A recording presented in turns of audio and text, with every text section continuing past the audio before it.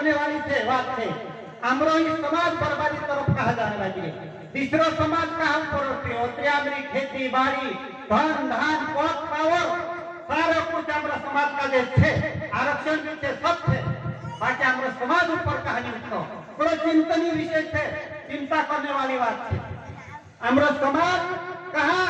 गलत दिशा में जाने लग गया सारा समाज बिल्डिंग पर बिल्डिंग बन गया और हमारा समाज उतरी खेती बाड़ी धन धान पोतपार का थे पटेल पुजारू गांव डहलुवार सरपंच मेंबर जनपद सदस्य जिला जनपद सदस्य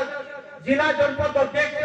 और विधायक सांसद समस्त विभाग में हमारा ही कर्मचारी थे समस्त मास्टर हमारा ही थे कैसे हमारा समाज का है बड़े सोचनी विचार करने वाली बात थे जी विचार करे कि कुछ बात आवे कि हमारा समाज मंदों में बर्बाद है मन के कारण से हमारा समाज वाला गलत दिशा में जाने लग गया है मन